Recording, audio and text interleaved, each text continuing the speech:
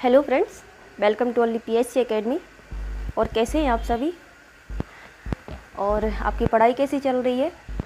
पढ़ाई अच्छी ही चलना चाहिए, क्योंकि अब तो टाइम भी धीरे धीरे जा ही रहा है और हो सकता है जनवरी या फिर फरवरी में एग्ज़ाम हो ही जाएगा आपका, जो एमपीपीएससी प्री है। तो हम लोगों को पढ़ाई जल्दी से जल्दी और अच्छी पढ़ाई करना है, ताकि इसलिए हम लोगों को अपनी पढ़ाई में जो पढ़ाई करने की जो स्पीड है उसको बढ़ाना है और स्मार्टली पढ़ाई करना है, ताकि हमारा 2 से ढाई महीने के अंदर अंदर हमारा सिलेबस पूरा कंप्लीट हो जाए और अच्छे से विथ टेस्ट के साथ। तो आप लोग भी अपनी तरफ से पूरी कोशिश कीजिएगा और मैं भी पूरी कोशिश कर रही हूँ कि आपको अच्छे से अच्छा पढ़ाने की और जल्द से जल्द आपका कोर्स कंप्लीट कराने की पूरी कोशिश कर रही हूँ। तो चलिए, आज हमें पढ़ना है मध्य प्रदेश की हिस्ट्री में गुप्तोत्तर काल। क्या पढ़ना है? गुप्तोत्तर काल। कौन सा काल? गुप्तोत्तर काल। पिछली क्लास में हमने गुप्त वंश के बारे में देखा था और उसके बाद हमने देखा बाद में हुणों के आक्रमण होने लगे थे। कुछ शासक जो शक्तिशाली शासक थे उन्होंने बार बार हुणों को परास्त किया था, लेकिन उनके बाद फिर लगातार हुणों के आक्रमण हुए और धीरे धीरे गुप्त वंश अपनी समाप्ति की ओर चला गया, अपने पतन की ओर चला गया, क्योंकि फिर उनके बाद कोई भी शक्तिशाली शासक नहीं रहा जो कि बाहरी आक्रमणों से अपने राजवंश की रक्षा कर सके। फिर इसके बाद हम देखते हैं, ये हमने देखा था गुप्त वंश में, हमने देखा था भारत को एक राजनीतिक एकीकरण के रूप में बांधा था। किसने? गुप्त वंश में। उसके पहले मौर्य वंश में बांधा था, लेकिन फिर उसके बाद कोई भी वंश हमको ऐसा देखने को नहीं मिलता है। उसके बाद सब छोटे छोटे वंश थे, तो हमको देखना है गुप्तोत्तर वंश। काल भी मैंने पिछली क्लास में आपको बताया था जब हम मौर्य उत्तर काल पढ़ रहे थे। उत्तर काल की बात करें तो उत्तर काल एक ऐसा वंश होता है या ऐसा काल होता है, उत्तर काल एक ऐसा काल होता है जिस समय कोई भी शक्तिशाली वंश हमको देखने को नहीं मिलता है, जिसको हम कह सकें कि इसने पूरे भारत को एक राजनीतिक एकीकरण के रूप में बांध के रखा है, या फिर भारत के बहुत बड़े भूभाग पर शासन किया है, या फिर जिसका जो शासन काल भी है वो भी बहुत लंबा समय तक चला हो। तो ऐसा हमको कोई भी राजवंश देखने को नहीं मिलता है। उसी प्रकार हम देख रहे हैं गुप्तोत्तर काल में भी। गुप्तोत्तर काल में भी गुप्त वंश के बाद हमें ऐसा कोई भी राजवंश देखने को नहीं मिलेगा जिसने बहुत लंबे समय तक शासन किया हो, या फिर पूरे भारत के एक बड़े भूभाग पर अपना राज्य स्थापित किया हो। तो ऐसा ही काल क्या था? गुप्तोत्तर काल। गुप्तोत्तर काल के समय मध्य प्रदेश में भी कुछ राजवंशों का उदय हुआ था। छोटे छोटे राजवंश थे, हम आज उन्हीं के बारे में पढ़ेंगे। तो कुछ राजवंश का मध्य प्रदेश में उदय हुआ था, जैसे कि हम देखें वल्लभी का मैत्रक वंश। अगर हम इसके क्षेत्र की बात करें तो इसका क्षेत्र था मालवा का क्षेत्र। मध्य प्रदेश में मालवा का क्षेत्र वल्लभी के मैत्रक वंश से संबंधित था। फिर देखा, अगर इसका समय देखें तो इस 6वीं से 8वीं शताब्दी के मध्य इसका पूरा समय रहा। फिर हम देखें दूसरा वंश था मौखरी वंश। मौखरी वंश का अगर हम क्षेत्र की बात करें तो असीरगढ़ और पूर्वी निमाड़। असीरगढ़ और पूर्वी निमाड़ का जो क्षेत्र है, मुख्यतः मध्य प्रदेश के दक्षिण पश्चिम वाला जो क्षेत्र है वह मौखरी वंश से संबंधित था। फिर देखें, हम इसके समय देखें तो 6वीं से 7वीं शताब्दी के मध्य इसका पूरा समय रहा। तो आप देखेंगे छोटे छोटे समय में ही ये वंश खत्म हो गए। फिर देखें वर्धन वंश के अगर हम क्षेत्र की बात करें, किन किन क्षेत्रों में यह विस्तारित था, तो मालवा, बुंदेलखंड, महेश्वर, नर्मदा तट। हम मालवा देखेंगे, फिर मध्य प्रदेश का उत्तरी क्षेत्र जो बुंदेलखंड, उत्तर पूर्वी क्षेत्र मुख्यतः बुंदेलखंड वह देखें। फिर देखें महेश्वर, उसके बाद जो मध्य प्रदेश के मुख्यतः दक्षिण का जो क्षेत्र कहलाता है महेश्वर। फिर देखेंगे नर्मदा तट। तो यहाँ पर यह वर्धन वंश का साम्राज्य विस्तार था। अगर इसका समय देखें तो इसका समय 7वीं शताब्दी है। फिर देखें राष्ट्रकूट वंश की बात करें तो राष्ट्रकूट वंश था बैतूल और मालवा में। 7वीं शताब्दी का है यह वंश है। कौन सा वंश? राष्ट्रकूट वंश। फिर हम बात करें शैल वंश की बात करें तो शैल वंश मुख्यतः महाकौशल क्षेत्र में था। दक्षिण पूर्वी क्षेत्र में महाकौशल क्षेत्र कहलाता है। और यह इसका अगर काल की बात करें तो यह 8वीं शताब्दी तक 8वीं शताब्दी में यह वंश रहा। तो यह कुछ छोटे छोटे वंश थे, हम इन्हीं के बारे में आगे पढ़ने वाले हैं। चरित एंड कादम्बरी बाणभट्ट की 2 लिखित ग्रंथ हैं जिनसे हमें गुप्तोत्तर काल के बारे में मध्य प्रदेश की जो जानकारी मिलती है।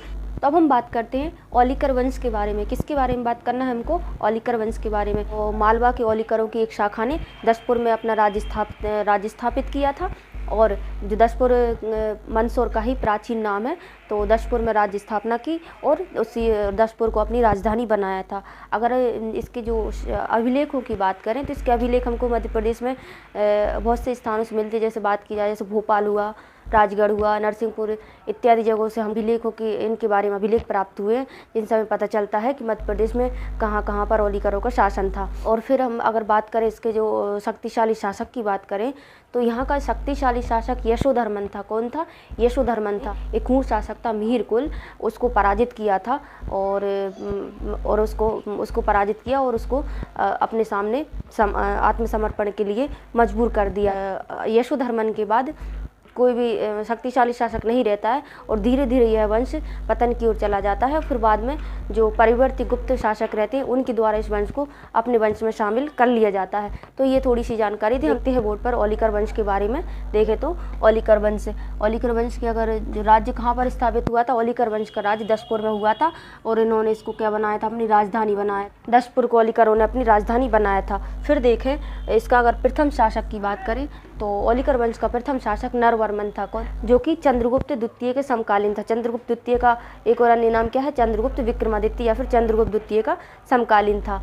फिर हम बात करें इनके अभिलेख कहाँ से प्राप्त हुए मध्य प्रदेश में, तो इस राजगढ़, मंदसौर, नरसिंहपुर, भोपाल इत्यादि जगहों से इनके अभिलेख प्राप्त हुए। किधर वंश के अभिलेख हमको इन जगहों से प्राप्त हुए हैं, जो कि हमें औलिकर वंश के बारे में जानकारी देते हैं। फिर आए तो मालवा नाम देने का श्रेय भी औलिकरों को ही जाता है। अगर पेपर में क्वेश्चन आता है मालवा को मालवा नाम किस वंश के द्वारा दिया गया, तो किस वंश के द्वारा दिया गया है? औलिकर वंश के बाद। तो देखें मालवा नाम देने का श्रेय किसको जाता है? औलिकरों को ही जाता है। फिर देखा जाए यहाँ के प्रसिद्ध शासक की बात करें तो प्रसिद्ध शासक कौन सा था?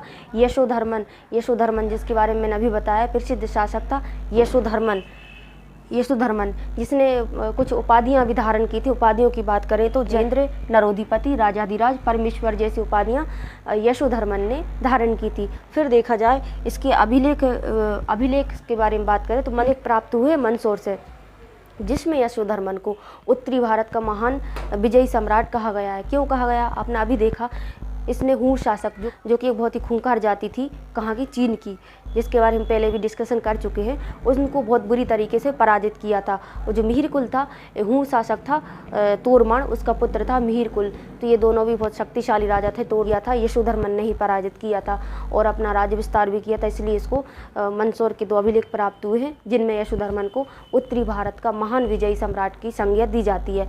फिर हम बात करें बाद जो उसके उत्तराधिकारी बने वह थे जयवर्धन सिंह वर्मन और नरवर्मन। जयवर्धन सिंह वर्मन और नरवर्मन जैसे शासक बने यशोधर्मन के बाद, लेकिन ये शासक शक्तिशाली शासक नहीं थे और बाहरी आक्रमणों को नहीं रोक पाए, उनका सामना नहीं कर पाए और उनके सामने अपने आप को आत्मसमर्पण कर दिया। जैसे हम देखेंगे परिवर्ती गुप्त शासकों द्वारा ये पराजित हो गए और फिर वो परिवर्ती गुप्त शासकों ने इनके राज्य को अपने राज्य में मिला लिया। तो ये वंश देखा हमने औलिकर वंश। किसके बारे में बात करते हैं? परिव्राजक वंश की बात करें तो इसके जो अभिलेख हैं वह बुंदेलखंड से प्राप्त हुए हैं, जो कि हमें जानकारी देते हैं परिव्राजक राजाओं का बुंदेलखंड में शासन था। इनसे जो अभिलेख प्राप्त हुए वह हमें जानकारी देते हैं जो 5वीं सदी ईस्वी में पन्ना जिले में 5वीं सदी ईस्वी में पन्ना जिले में परिव्राजक राजाओं का शासन था।